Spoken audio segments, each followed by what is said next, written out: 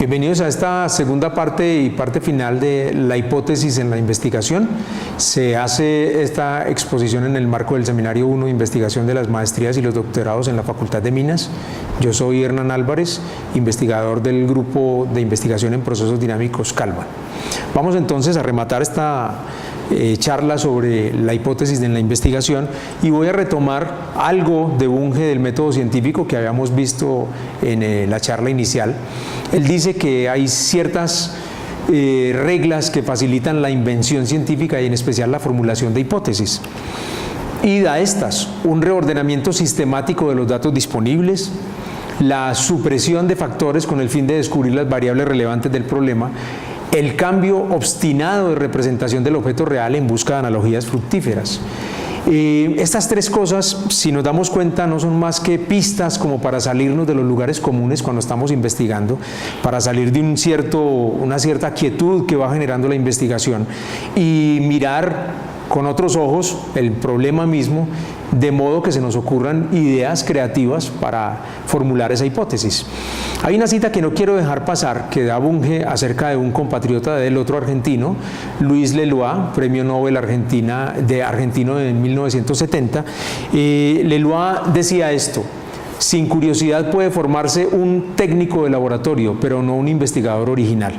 Miren que esto refuerza mucho lo previo acerca de que debemos dejar que los estudiantes de maestría y doctorado hagan gala de esa creatividad en la búsqueda de la solución al problema, que obviamente va a quedar plasmada en la hipótesis. Ahora algunas apreciaciones personales en mi experiencia con estudiantes de maestría y doctorado sobre la hipótesis de investigación en ingeniería. Ojo, esto no es una receta, ni pretendo que sea una receta para construir hipótesis, pero sí espero que les dé elementos en la escritura de su hipótesis de investigación. Primero, decirles que es imposible formular hipótesis si previamente uno no ha definido bien el problema de investigación. De ahí la necesidad de una muy buena revisión del estado del arte que permita la construcción de esos objetos de estudio, y de la definición clara del problema a resolver. Hay unos elementos que ayudan a construir una hipótesis correcta. Y esos elementos son, pues la hipótesis tiene que contener la solución propuesta de manera clara. No es necesario repetir el problema, aunque es posible hacerlo. Es posible que en la hipótesis uno repita o resuma el problema. Adicionalmente, la hipótesis pondera la solución propuesta dándole atributos que la diferencian de otras soluciones. Si las hay, obviamente, pues soluciones al mismo problema. Es decir, la hipótesis nos da pistas de cómo comparar nuestra solución propuesta con soluciones previas. Además, la hipótesis debería enumerar e incluso podría caracterizar, si son de avanzada, una o más de las herramientas a usar durante la construcción de la solución propuesta. No es necesario esa caracterización, pero sí por lo menos la enumeración. Y finalmente, la hipótesis contiene siempre una mención que puede llegar a ser una descripción exacta del método que se usará para construir la solución propuesta. Entonces miren esos elementos interesantes: la solución propuesta, pondera la solución, enumera las herramientas y menciona por lo menos el método que se va a utilizar. Si esos elementos están en la hipótesis, vamos por el camino correcto en su construcción. Ayuda mucho pensar la hipótesis como una combinación entre hechos y evidencias asociadas con la solución que estamos proponiendo. Obviamente, sin que sea una camisa de fuerza, ayuda bastante esa enumeración. Veamos primero qué es un hecho. Es un conjunto acotado de acontecimientos no triviales, no deberían ser acontecimientos triviales, en los que participa el objeto de estudio y que se asocian directamente con el problema de investigación. Por su parte, las evidencias son todas las certezas disponibles que apoyan a los hechos arriba mencionados o son los resultados ciertos de esos hechos, normalmente consecuencias evidentes, dice uno. Al menos debe proveerse una evidencia que soporte la certeza de que cada hecho mencionado, que no sea trivial, pues obviamente, que no estemos hablando de una cosa trivial, o brindar una consecuencia evidente de ese hecho. Y finalmente, pues la propuesta es lo que se pone a consideración como juicio sobre la trama que generan los hechos certificados por las evidencias dadas previamente. Es lo que se propone como solución al problema. Entonces miren que si logramos unir hechos con evidencias para llegar a la solución propuesta, la hipótesis queda mejor estructurada en términos escritos que si solamente empezamos a escribir en seco. Entonces, obviamente, ese formato de hechos, evidencia, propuesta es muy pesado para que sea el formato definitivo en el que va a quedar escrita la hipótesis. Por eso uno lo usa como borrador y después de tener ese borrador, uno ya sí entra a redactar la hipótesis completa.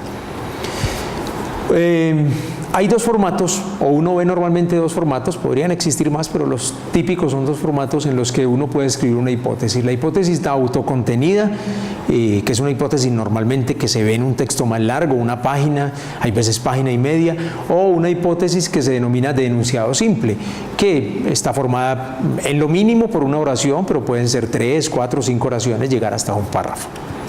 Vamos a movernos con eso, y las autocontenidas, pues uno dice que combinan totalmente los hechos y las evidencias con la propuesta, de modo que se queda como un tejido, una especie de pequeño cuento acerca de lo que uno pretende, mientras que las de enunciado simple solamente se enfocan en la propuesta de solución al problema.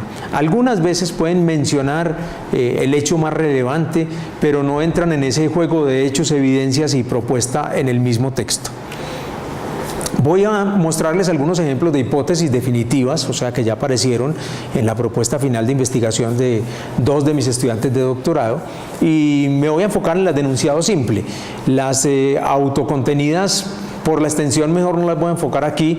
Eso sí, les sugiero que vayan al repositorio de tesis del SINAB, Sistema Nacional de Bibliotecas de la Universidad Nacional, y busquen algunas tesis de doctorado que contengan las hipótesis y vean las autocontenidas, porque normalmente están formuladas de manera extensa. La primera es tomada de la tesis de la profesora Ángela Adriana Ruiz, su tesis de doctorado. El título de la tesis es Factores de escala para la producción biotecnológica de etanol carburante, y la hipótesis es como sigue, se las voy a leer. Es posible usar la discriminación de las dinámicas características de un proceso, tal y como se deduce desde su modelo semifísico de base fenomenológica, para calcular los factores de un escalado ascendente, manteniendo en un bioproceso el punto de operación en un entorno acotado y conocido, y garantizando que el régimen de operación del bioproceso en la baja escala se mantiene en la gran escala. Noten que está contenido el problema, pero también está contenida la solución que se propone. Además, se mencionan las herramientas que se van a usar, se mencionan los modelos semifísicos, se menciona el asunto del punto de operación, y además se caracteriza la solución que se va a proponer, y es una solución que permite mantener ese punto de operación en un entorno acotado y conocido de la baja escala en la gran escala, o a donde se quiere llegar con el escalado. Y el segundo de los ejemplos es la tesis del profesor Héctor Antonio Botero, también tesis de doctorado, cuyo título es Formalismo para la síntesis de sensores virtuales basados en un modelo maestro de base fenomenológica. Les voy a leer la hipótesis del profesor Héctor. Dice: un estimador de estados guiado por un modelo maestro del proceso permite estimar en cualquier punto de operación de un proceso restringido a un subespacio una de las componentes del vector de estado o una variable no medible, de manera que la información estimada es más exacta y con un mejor comportamiento dinámico que la arrojada por un observador de estado que solo considere la dinámica principal del proceso. Nuevamente, Héctor combina en esta hipótesis no solamente el problema, sino la propuesta de solución, y la pondera, la compara con otros observadores, además da pistas acerca de cómo va a ser la construcción de ese observador mejorado. Hay unos aspectos finales que quiero resaltarles sobre la hipótesis, dejándoles una lectura muy juiciosa del material complementario de esta charla, el material escrito, en el que discuto un poquito estos dos ejemplos, el de la profesora Ángela Adriana y el del profesor Héctor, por no gastarme demasiado espacio en este video discutiendo los detalles de la construcción de esas propuestas de hipótesis. Estos aspectos finales yo creo que resumen un poquito esa discusión más amplia. Hay que diferenciar, variable, parámetro y constante, porque no es un asunto trivial que en ocasiones se nos cuela en la hipótesis y hace que la hipótesis sea un poquito confusa. Hay que ganar precisión en la medición y el efecto de las unidades de medida usadas. O sea, no hay que arriesgarse a dar algún tipo de medida o de medición en la hipótesis sin haber verificado si esa es la que vamos a utilizar. Algunas veces decimos que normalizar es la solución, como para borrar esa diferencia entre unidades y medidas, pero la hipótesis no puede basarse solamente en una normalización. Hay que buscar incluso si las unidades de medida nos pueden aportar o no conocimiento. Si el objeto empírico es un modelo de simulación, debe quedar claro su alcance desde el momento mismo de su construcción y la identificación de los parámetros, no dejar eso suelto en la hipótesis.